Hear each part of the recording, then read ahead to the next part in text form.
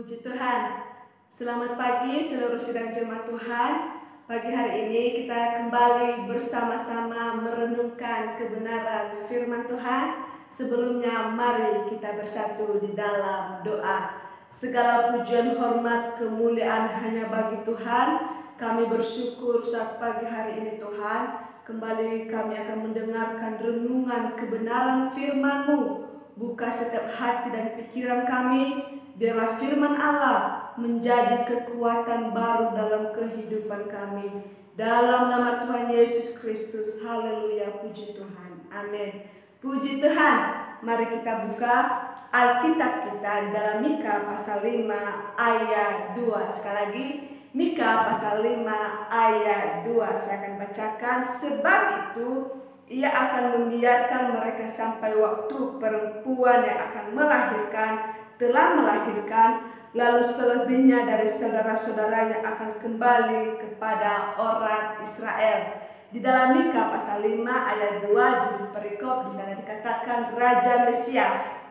Nah, kita buka dalam Lukas pasal 2. Lukas pasal 2 ayat 4 sampai 7. Demikian juga Yusuf pergi dari kota Nazaret di Galilea ke Yudea, ke kota Daud yang bernama Bethlehem, karena ia berasal dari keluarga dan keturunan Daud, supaya didaftarkan bersama-sama dengan Maria tunangannya yang sedang mengandung. Ketika mereka di situ, tibalah waktunya bagi Maria untuk bersalin, dan ia melahirkan seorang anak laki-laki, anaknya yang sulung, lalu dibungkusnya dengan lapin dan dibaringkannya di dalam palungan karena tidak ada tempat bagi mereka di rumah penginapan. Puji Tuhan.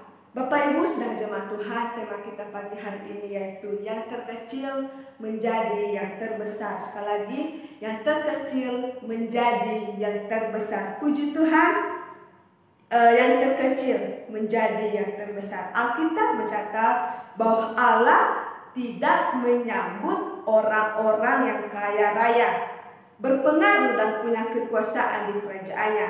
Tetapi dikatakan bahwa Tuhan akan menyambut orang-orang yang percaya dan bersedia. Inilah fakta di mana Allah memakai orang-orang kecil untuk melakukan perkara-perkara besar. Seperti tema kita pagi hari ini dikatakan yang terkecil menjadi yang terbesar. Salah satu contoh dalam kehidupan kita, Bapak Ibu sedang jemaat Tuhan, berbuat baik kepada semua orang. Yang terkecil, yang disebut yang terkecil itu yaitu seorang anak-anak. Nah, ada dua hal pribadi seseorang yang hidupnya memiliki kriteria. Yang pertama, kriteria orang percaya yang rendah hati. Tuhan memakai orang-orang terkecil untuk mengajarkan kita bahwa kekuatan sekecil apapun yang kita miliki itu berasal dari Allah. Dan sikap hati yang benar, inilah alasan mengapa Tuhan memakai anak-anak sebagai contoh dari mereka yang menggantungkan kepercayaannya kepada Tuhan. Salah satu contoh sebagai orang dewasa. Orang dewasa sering memiliki letih, merasa sinis dan menutup diri dengan cara kerja Tuhan. Orang dewasa pun seringkali kehilangan sukacita sejati yang diberikan Tuhan. Sekali lagi Bapak Ibu yang diberkati Tuhan, Allah bisa memakai anak-anak kecil untuk apa? Untuk melayani sebuah keluarga yang sedang terpuruk. Ketulusan seorang anak pun mampu membuat keluarga tersebut keluar dari kemalangan yang mereka hadapi. Maka hal inilah yang Tuhan inginkan, bahwa Tuhan memberkati orang-orang yang rendah hati.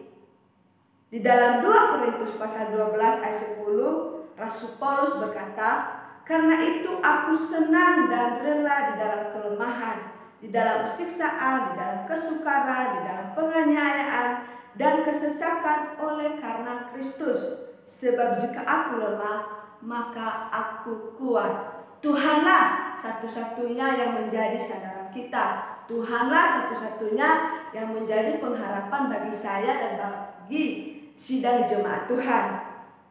Hal yang kedua yaitu orang biasa yang justru dipakai Tuhan luar biasa. Sekali lagi, orang biasa yang justru dipakai Tuhan luar biasa.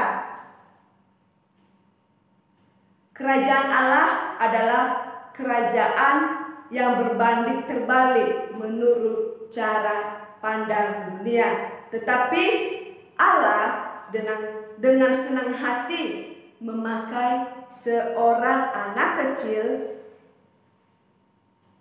untuk menjadi contoh dalam setiap kehidupan kita. Seperti hal yang kedua tadi, bahwa dikatakan orang biasa yang justru dipakai Tuhan luar biasa.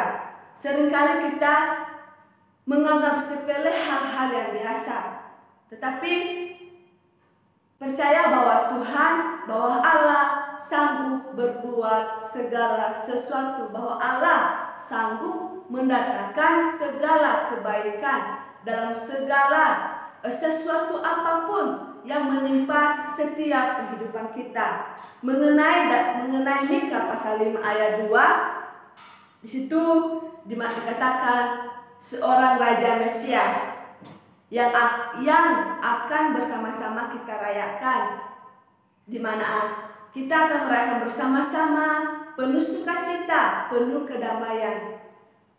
Di situ kita lihat bahwa seorang Tuhan yang lahir di dunia, seorang juru selamat, itulah yang layak kita andalkan. Satu-satunya adalah pengharapan kita. Puji Tuhan, Bapak Ibu yang diberkati Tuhan. Demikian firman Tuhan pagi hari ini. Kita bersatu di dalam doa. Terima kasih Bapak yang baik, kami bersyukur saat pagi hari ini. Biarlah kebenaran firman-Mu memotivasi setiap kehidupan kami.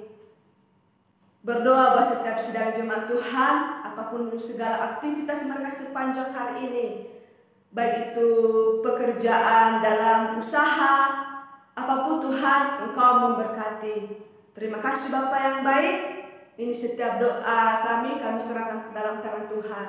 Dalam nama Tuhan Yesus Kristus. Haleluya, puji Tuhan. Amin. Selamat pagi Bapak Ibu yang diberkati Tuhan. Selamat beraktivitas. Tuhan Yesus memberkati.